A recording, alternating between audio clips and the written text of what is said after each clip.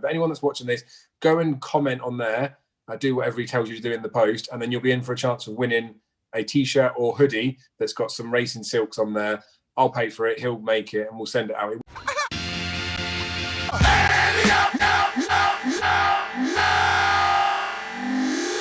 Hello and welcome to episode 13 of Ante Up. Dave and Matt once again to give you our thoughts on what's happened over the last week.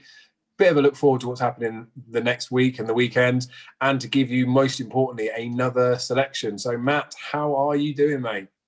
Yeah, good, mate. Thanks. Once again in lockdown, the hair's getting long, but apart from that, mate, all good. Yeah, looking forward to the weekend's racing. I think you should pin your colours to a horse's mast this weekend, and if it gets beat, you got to shave your head. Do you think? Shave it? Well, give it your job. Full skinhead. Go full big head. I mean, I've been trying to grow this out since episode 1, and it's not really worked out, but... Okay, we'll do it. All right, well, later in the episode, Matt's going to reveal which horse he's going to shave his head for. So, beautiful. So, now we've got that out of the way, we need to review the stuff that's happened last week. Now, obviously, there were lots of fixtures that were called off. We missed Festival Trials Day. We know the Cleve Hurdle and the Cotswold Chase are being rearranged, but they're completely different beast with the track that they've gone to. So nothing ventured, nothing gained with those, I think. But there was a couple of horses that we put up or have put up over the weeks that ran. Things have happened. Water's gone under the bridge. Coco went to the beach, didn't he? He did, mate. He did. Oh, God, he was impressive as well, wasn't he? It's slightly frustrating because I feel like I've got him right. He's obviously had plenty in hand, but I've just got the wrong day. But played him anyway, so he's still alive. That's the thing. He's not obviously going to the Kim Yor, but he's alive. Possible National Chase, possibly Ultima. I think the British Handicapper kept him on 150 today, didn't he? So yeah, handicap could still be a possibility, but yeah, he was really impressive, wasn't he, in the week, to be honest with you, Dave. I think back in. That's the worst. I'm convinced they'd be protecting his handicap, Mark. But can't win them all, can you, mate? Well, you can. But yeah, I know. But that was the reason why last week when we talked about it, like I probe into the selections you put up sometimes, like probably just seems like I'm trying to pick fault, which I'm not. It's just to get the balance of the argument. We touched on the fact that, like, what we're going to think if he does go and bolt up. And obviously it potentially isn't ideal for a Cheltenham. But the fact that the horse has got the ability, the fact that you put him up any race, means you're in a position where he could end up stepping into, like you say, an Ultima or a National Chase. And let's be honest, he's showing that performance and he's earned the new mark out of right now, whereas before it was potentially more speculation. So if he went to the Kim Yor and potentially or speculatively could be in like a good horse, then that's one way of looking at it. And obviously we know now that he probably could have gone and dotted up. But the fact that he's proved that he's capable, Jack Kennedy said after the race as well that he said there's definitely more wins to be had with him this spring. Suggests that they've got their eyes on the fact that he's capable of doing more than he's already shown. So not all's lost, mate. And it's good to, like you say, to put one up that runs well. Happy days. Eclair de Beaufeu that I stuck up, ran on Sunday. Jumps like he probably mugged me off a little bit, to be honest, because I watched him jump over the first couple and I was like, oh, he's efficient, isn't he? And then he jumped the next couple and I was thinking, yeah, he's like an actual old pro, isn't he? Yeah. And as soon as he started doing that, all I was thinking was, right, I think probably best case scenario for me now is like Pencil for the Lead does him. And then because of the fact that Pencil for the Lead might have done him, giving him weight away, they just rule out the Festival, Novice's Chase, the RSA. But he handled Pencil for the Lead like he should have done with the weight allowance. I think 7 or so lengths behind was getting the £8. Escario 10 stayed on a bit. The comments after the race from Henry de Bromhead are probably suggesting that he goes RSA, not National Chase. But I'll talk about that in a brief second. But what was your thoughts on the race, mate? Because obviously you had Pencil for the Lead in there. Mm-hmm. Yeah, I mean, your lad was really impressive. I'm a bit disappointed with Pencil for the Lead in one way, but I suppose it probably makes the National Chase more likely than it was before the race for Pencil for Lead. I can't see him going for the RSA now, Festival Chase now. So yeah, you'd want to see him step up next time, but I think the National Chase probably more back on their agenda now, mate, to be honest with you. Yeah, your lad was really impressive. Yep. So that was good. So obviously for the purpose of doing this show, I guess we're putting the selections up. people might not be in a position to be able to cash out. Whatever's happened with that, so obviously it will stay on the ledger as I've put it up for the National Hunt Chase, and it's probably going to be a dead bet. It's going to go RSA. What I have personally done, and this would be my advice to people that can do it. Again, it's all personal preference. Do whatever you want. I split the stake this week with Paddy Power and Betfair because I've been suspicious about their cash outs. Although they operate under the same umbrella, they do things slightly differently. So I backed him for the RSA with them, same price for both bookies. No, sorry, backed him for the National Hunt Chase as advised. After the race, obviously the comments came out. Before the comments came out, I was probably clinging on to the fact that he might go National Hunt Chase. But basically, the cash out had doubled the amount I could cash out. Betfair went up, not quite double. It's £12.50 out on each of them, so 25 quid across the two of them. So went up to £23.99 on Betfair, went up to £25.54 on Paddy Power. Now both of those were, I can't remember the price they are. Tens, I think, maybe for the Festival Novices Chase after that non-run and no bet. I think that sounds about right. Or is it? I think it was tens. So anyway, basically what I did was I cashed out that amount because obviously that was non-run and no bet for the National Hunt Chase, but you're not going to get the extra bonus money that the cash out's gone up to. You're only going to get your stake back. So I cashed that out and I put all of the money onto the RSA Chase. So representative odds now, although I could have got 25s before, with them non-run and no bet, it's actually worked out as 21-1 basically. Because of the fact that the stakes doubled up and the price is slightly more than halved. So that's what I have done with that stake. And obviously, if he ends up going into the National Hunt Chase, which I'll be slightly happy with because some of you might have done it, but obviously be semi-annoyed the way I've transferred the money, I would get all of that cash out back. So I'd get the 24 quid back from Betfair, the 25.50 back from Paddy Power. That's off my £25 stake. So there is the chance then to just whap the 50 quid on him, even if he goes off at tens or whatever price he might be. Although I might cost myself a few quid, I'd rather do that. If he goes Festival Chase, which we're expecting he is now, then not only do I not have to worry about the refunds coming back from the non-run and no bet of the National Hunt Chase, I just think he's not going to be that big a price on the day. And the fact that it's non-run and no bet, I feel like I'm covered. So that's what I've done. I've switched my stake across. Up to you how you guys do it. If you bet with Betfair or Paddy Power, that's what I would suggest you do with the ticket, knowing that they've said they're likely to go for the Festival Novices Chase off the back of that. Something that loops in with that as well was Escaria 10 obviously ran behind, didn't he? Mm-hmm. We saw Willie Mullins put a load of horses in at Musselburgh. We saw some handicap marks come out. You highlighted to me that there was doubt about his mark, wasn't there? Because the run came on a Sunday, and obviously over here we run the handicapper basically runs Sunday to Saturday. It has been confirmed since that he's going to go up another £5, hasn't it?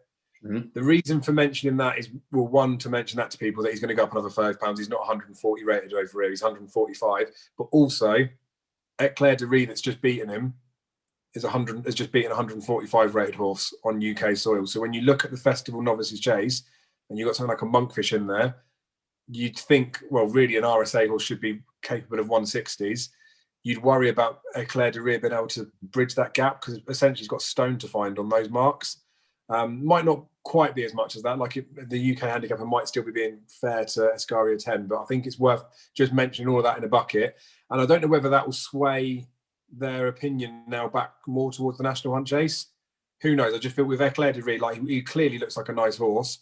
I don't think he's up to winning an RSA, but we'll see what they do with him. But like I said, that's the way that I've played it with the comments that have come out. Do as you wish. It will stay on the ledger as a National Hunt Chase winner. I mean, that sounds quite bad because if he goes and wins, I'll be booming, when even though I've not got a penny on, but oh well. So that's been that mention, Matt. There was some other stuff that wasn't run, and I've been waffling too much. Gauloise is supposed to run. That's been rearranged into Mare's Novice. That's been on Monday. So that and Royal Kahala will probably go up against each other. Any other horses that ran last week that I haven't mentioned that we should have mentioned? Allaho and Ellie May, I think, deserve a mention. Big kids, yeah. And Corey would have mentioned her as well in the same breath. Yeah, might as well. I mean, Cole Reevy was impressive, but I think they've sort of muted that they might go to Grade 2 in Limerick in March, aren't they, with her? So whether or not she's going to be on the boat to Cheltenham, I don't know. But Allaho and Ellie May, I honestly thought Allaho was going to maybe get chinned coming to the last, but I was quite impressed with the way he picked up away from the last. He'd got his breather in, hadn't he? And just wondered if he'd done a bit too much early on, but after his breather was fine, went away. But obviously two very nice horses. I still think Min's a worthy favourite for the Ryanair, but obviously Allaho's chucked his hat back in the ring, back to form. What do you make of Ellie May, Dave? How do you think that's affected Benny and her target as well? I mean, she scares me a little bit because she's clearly much better over fences than she was over hurdles. So the fact that she ran out Cheltenham in that mare's hurdle and was pants, I couldn't take it too literally. But it does always worry me about horses that are like that are so much more capable over one obstacle than they are over another. Like, I know it doesn't necessarily have to be a massive problem. Like Henry de Bromhead's had loads of ones like Special Tiara and stuff were never so good over hurdles, even like Notebook more recently. But I don't know, like she would worry me in the fact that she looks like a tailor-made for a mare's chase, didn't she?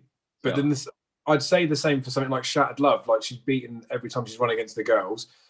And like class-wise, I think she's probably rated mid-150s now, Ellie May. So with a mare's allowance, I know they won't get an allowance, but with a mare's allowance in normal company, she's probably a 160s mare off the back of that performance. I just think Benny is like tailor-made for the race. The fact that she's going to get a bit of weight from like horses like that as well is just swings things in her favour.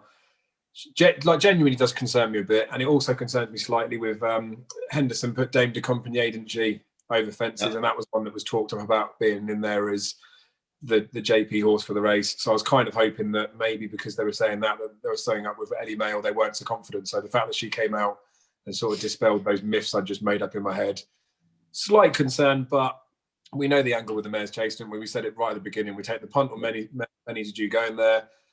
Things can probably be, well, there might be a clearer picture painted this weekend, depending on what Honeysuckle does, because Willie Money is just going to play it close to the chest until the festivality. Like, I think he knows where he's going with her, and I think he's going mare's chase, and I think the whole depending where Honeysuckle thing goes is more to benefit Concertista than anything.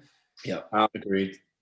Mind games, isn't it? But yeah, from like the punting perspective, I don't regret at any point not getting Ellie May on my team sheet, to be honest. Probably more stubbornness than anything, but like she looks good enough, didn't she, I suppose?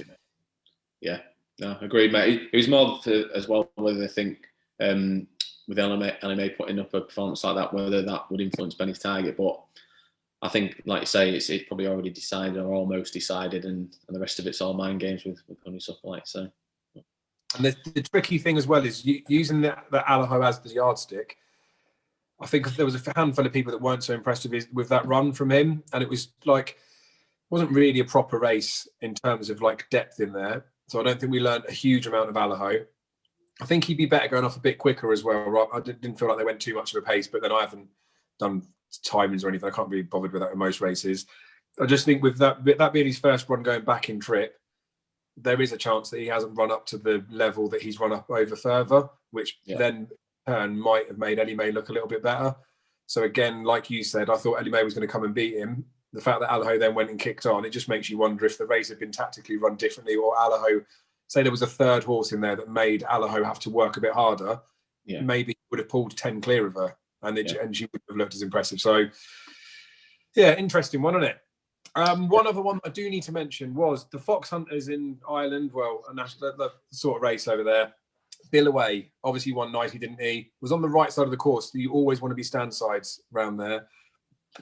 Staker Wallace that Jennings has put up, to be fair, because he was on the inside, I said to you after the race, didn't I? I thought he ran pretty well, to be fair. Yeah. But to be fair to Bill Away, the one nagging doubt I had about him is whether he like really does stay. And regardless of being on what side of the course that he was on, he definitely did stay that day. So worthy fav. Alone Among Millions was frustrating to watch because being on the inside, I just thought, Jamie, what are you doing? And then when he turned in, I was thinking, he's got loads of horse here, like come across to the rail, but he was never going to do that. Then he started playing a little bit with his hands, and then he emptied really quickly, didn't he? And it it made me feel a little, not like six in exaggeration probably, but it made me feel really perplexed in the fact that the conditions should have suited Alone Among Millions. Like, I think the further that he goes, the better. And then he just petered out. But there have been comments after it that he finished the race lame.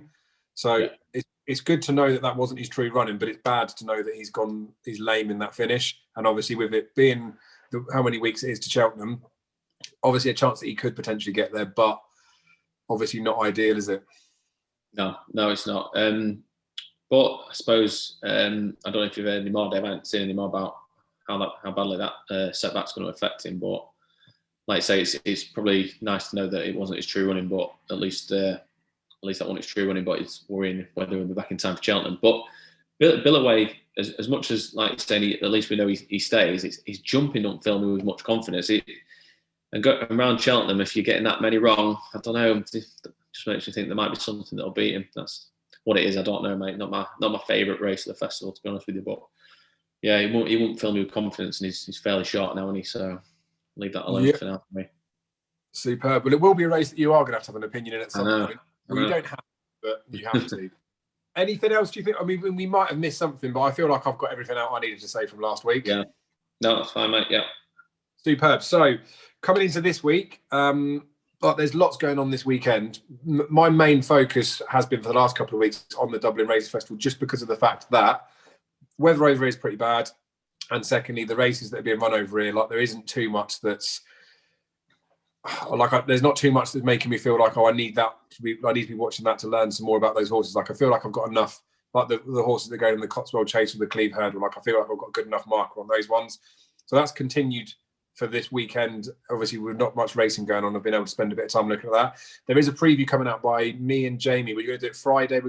We really are going to attempt to do it live, because I can't be asked with talking to him for 2 hours and then spending 5 hours uploading to try and get it out before Saturday. It will be pointless. It won't be worth you guys watching it. So we'll try and get that live for this. We were going to do this episode live as well, but teething problems with the audio. But don't worry, we're nearly there. Next week we'll be live, so you guys can be more interactive with it. But yeah, because we're doing that preview, Matt, you obviously weren't allowed to be involved in that because, well, we won't talk about that off camera. But is there anything this weekend, maybe not so much talk, well, this might lead into your tips. I don't know what you're putting up this week, but is there anything you're looking forward to this weekend for the Dublin Race Festival, or any like few little pointers that you think for the people at home, Antepost punters, or anything should be paying attention to? One thing I'll chuck in right off the top of the bat, which might be stealing your thunder, is prize money. Like, there's bigger prize money in Ireland than there will be over at Cheltenham. Like the bumper that's being run on the Saturday, I think they're both £100,000 bumpers, the mares and the boys, or the boys definitely is. It's worth more than the Cheltenham bumper will be worth. So I don't, I'm not saying that horses wouldn't have been trying in previous years at Dublin Racing Festival, but whether that's going to be a steer on things to come in the spring as well, that people could be winning more money over there, I don't know. But I'm just trying that just for the sake of saying something. But anything for Dublin Racing Festival horses, anything particular? I suppose, bar the obvious, there's a few that maybe have been left with something to prove. Like Holy Macaponi, obviously, is one I'm interested to see again with that form with Gaillard de Menil, who's going to go favourite by all accounts, by the looks of it. Who's obviously going to be difficult to beat this time around. I think he probably needed the run that first time, but Holy Macaponi could be one of interest for the Albert Bartlett if he runs well here. But it looks a really, really strong race that. Yeah, he's definitely on the radar. The other one is Unaccepted, who I've like from the beginning of the season, and we haven't seen since his first run. I'm just interested in if they'll run both him and Egamine against each other. Now they stack up. They both probably want to go off from the front, maybe. Both jump well. Be interesting to see how that plays out. But yeah, Unaccepted would be another one, Dave. There's loads in there. Yeah, I mean, without going through each race, Dave, they're probably the two on that first day who are of real interest. Obviously, Honeysuckle, how she performs and how that then stacks up for whether she goes champion hurdle, whether she goes mare's hurdle again.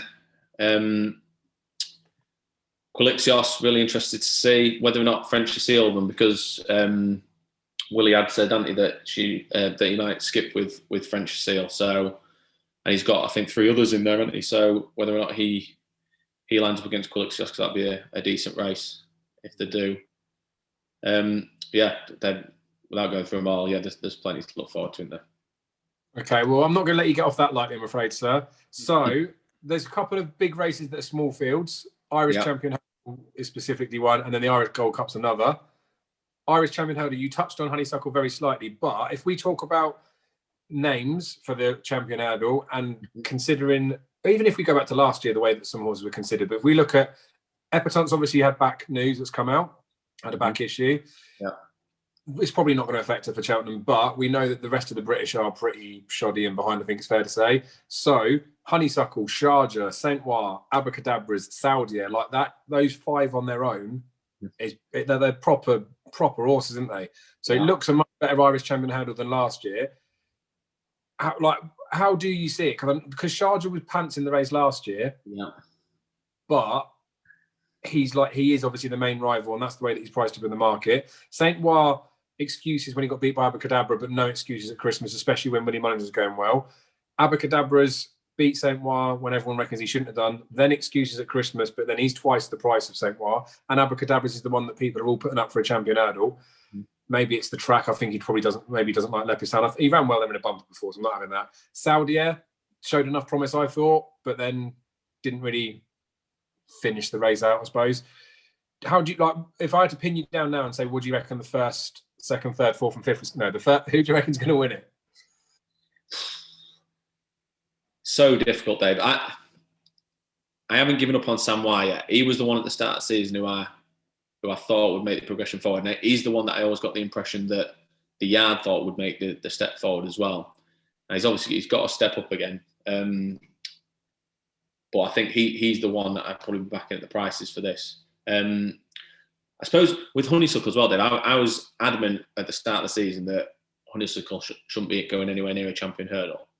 If she wins this, could you blame him for going for a champion hurdle? She's beaten the best of the Irish. You could not blame him, could you, for going for a champion hurdle? I know people say she won't jump quick enough, but she might not.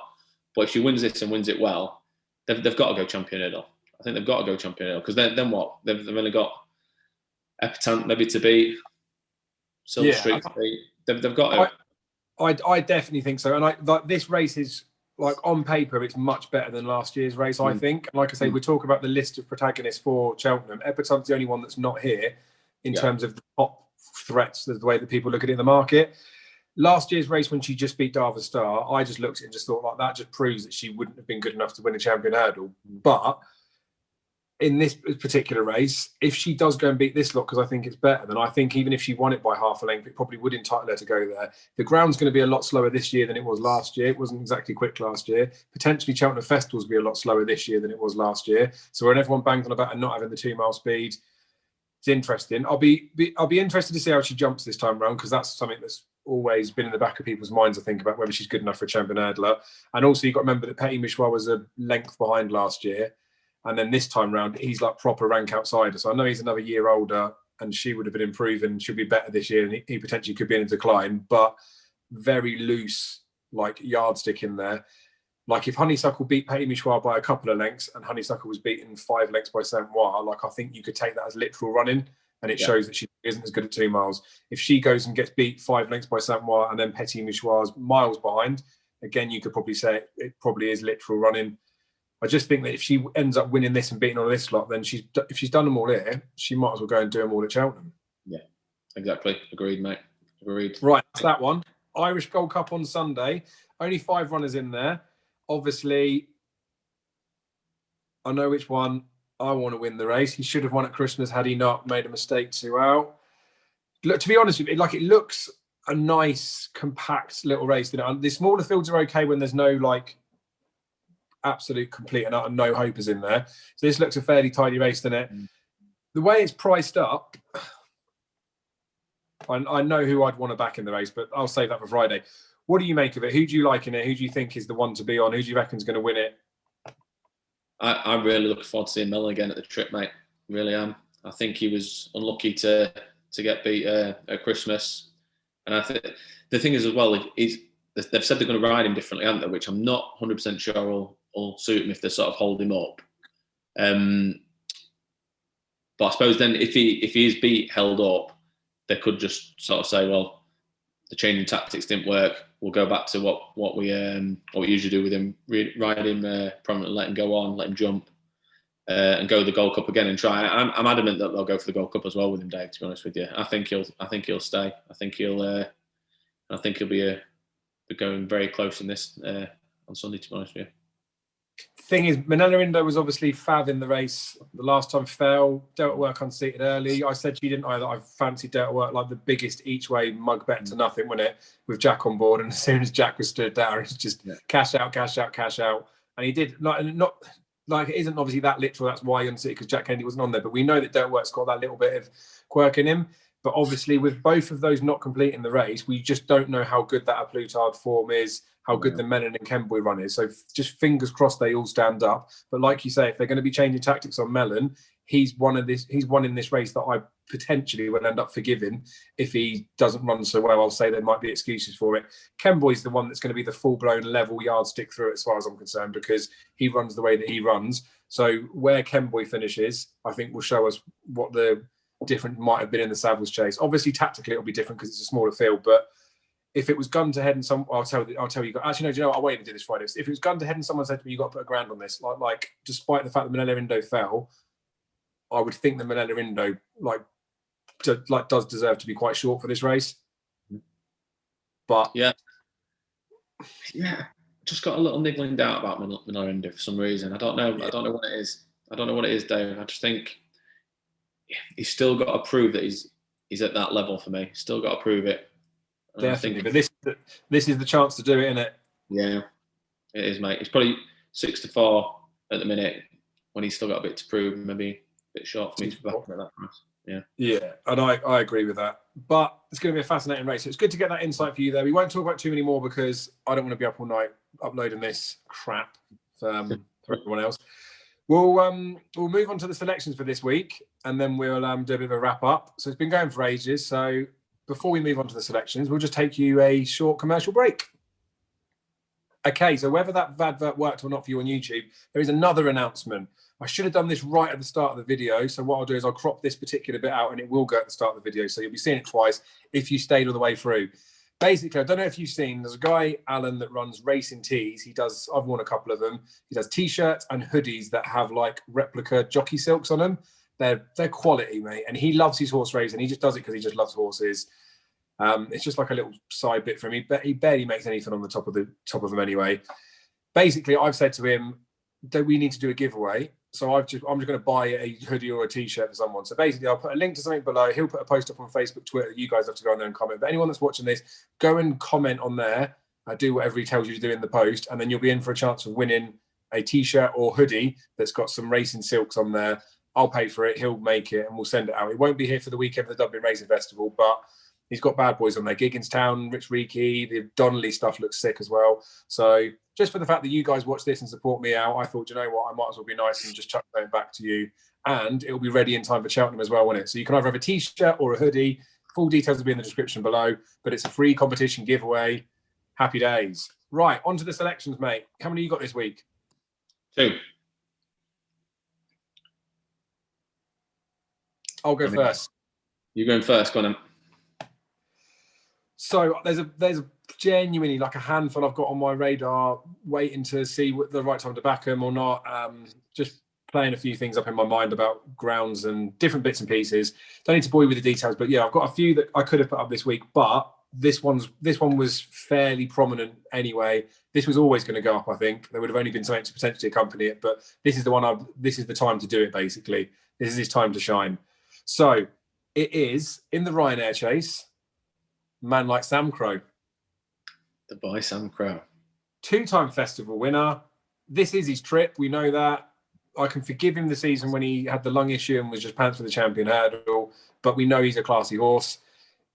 I just think the price that he is, when you go through the Ryanair's normally a race I'll leave to pretty much the last minute because I just to and fro opinions on it. But looking at it from a value perspective, I just can't not put up Sam Crow at this point. He's 20-1 with Hills. He's 20-1 with Unibet. Unibet don't even count as a bookmaker. 18-1, you can get a Bet365. That is a cash out. So for the profit and loss thing, although you can get 20s, I'll put 18s up there. That's 3 bookies that people could be getting involved with. Obviously, Bet365 got the cash out, but don't worry about that. He goes straight to Cheltenham for this particular race. He's just way too big a price. I'm adamant he'll go off single figures. You look at the horses in the betting in front of him. Min, Allaho, they rightly deserve to be as short as they are in there, but there's just no juice in either of them, I don't think. Imperial Aura, just not really sold if it's that good a horse anyway. And there was also rumours coming out that I heard that if the Irish weren't allowed to travel over, they were going to run it in the Gold Cup. So, yeah, which is weird, isn't it? Because you just think if they weren't coming over, he would then by default be favourite for a Ryanair, but they'd also be thinking this is a chance to win a Gold Cup. So maybe they think he's better over further. Like you wouldn't think Min could win a Gold Cup.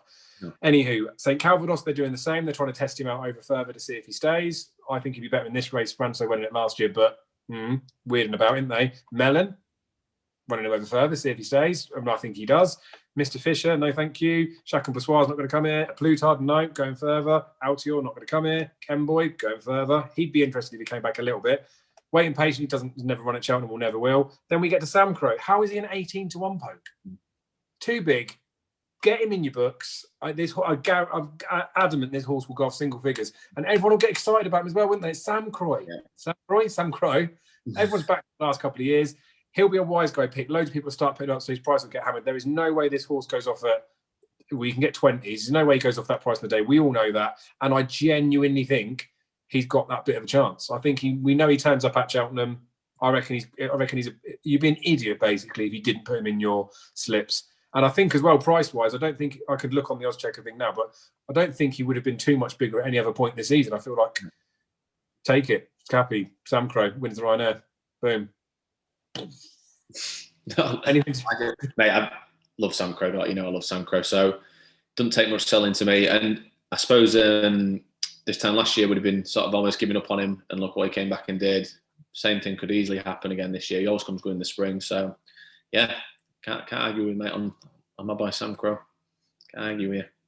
Beautiful. So you've got 2 selections to get up. We've got 7 minutes left of official recording time. You need to get it done in less than that, please, so I can wrap it up. So if you've got an easy one and a difficult one, just do it whichever's the quickest first, please, basically. Hurry up. Right.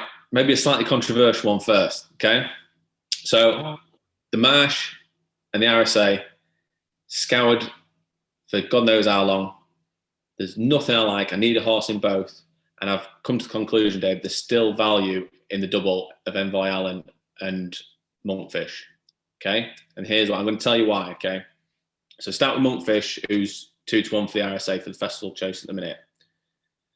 Albert Bartlett winner last year. Form looks really, really strong, doesn't it?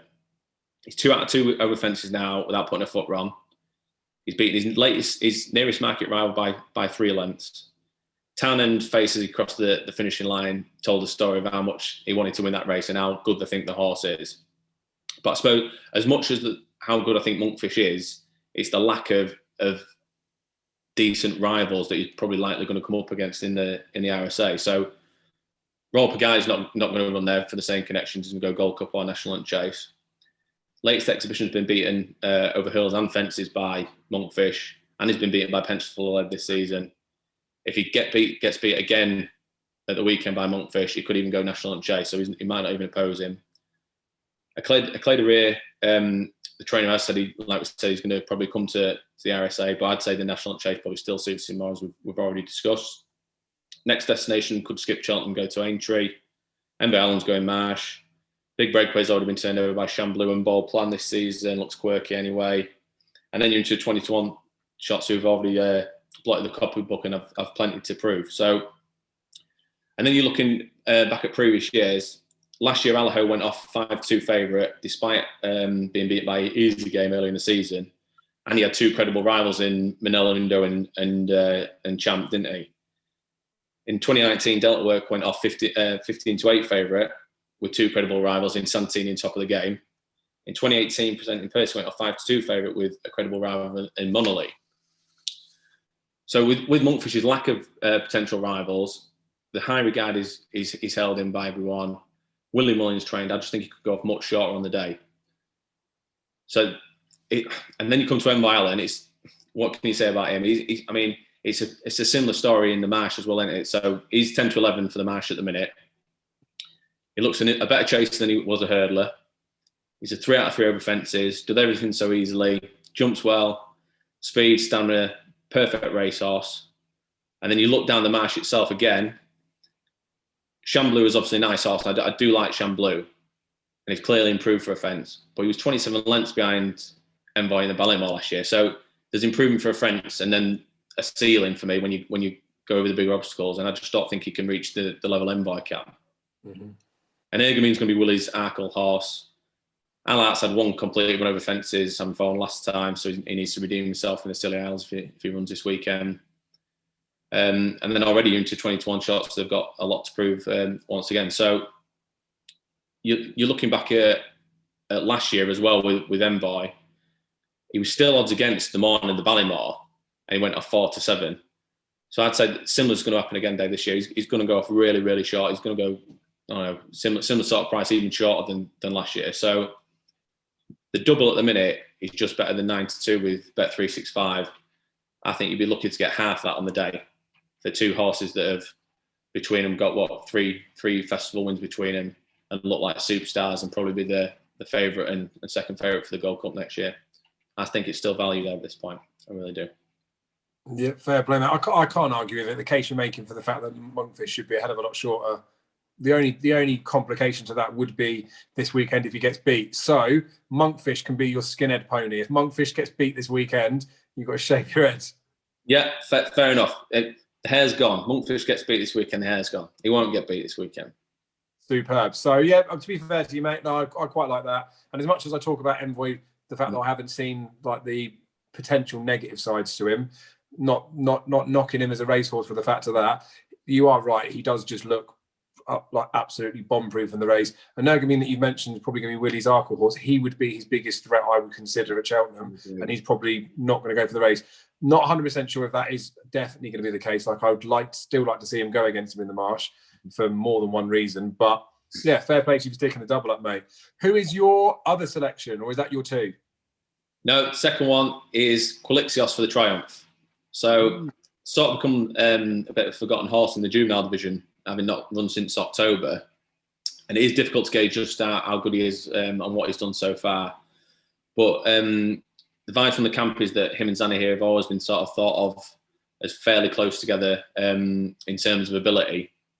And certainly, I think they rate them far above Duffelcoat, who's sort of been used over this side of the Irish Sea, Ante, to see what a measure of the standard horse over this side of the water. So, and I mean, Duffelcoat has already beaten Adagio, Ante, who's gone on to win since then. So I think going early will be fairly sure that the biggest threat comes from the other Irish horses. And obviously, Zanahiyr has achieved more than Quilixios at this stage. Like I say, Quilixios hasn't really been given a chance to show what his full potential is, has he? So Quilixios and French Cecile, like we spoke about earlier, has both been left in that spring juvenile. But Willie has said previously that French Cecile might go straight to the festival. So I wouldn't say it's a given that he'll run. But even if he does, Quilixios is his favourite currently at 5-4. French Cecile's 9-4. But Quilixios is available at 10-1 for the Triumph. French Cecile 7-1. So Quilixios' price just looked wrong to me as well for the Triumph. So I think now's the time before he runs on at the weekend at the festival that get him in the book at 10-1. See where we stand after that. Yeah, superb, mate. I can't fault you for that. And I long said about this with the Triumph that I'd want to wait for the Dublin Racing Festival to see what comes out of that. And you're probably right to be doing it in advance. So those are the selections for this week. Thank you very much for watching. And the preview will be out Friday. And then we'll be back again next week for another episode of Ante Up.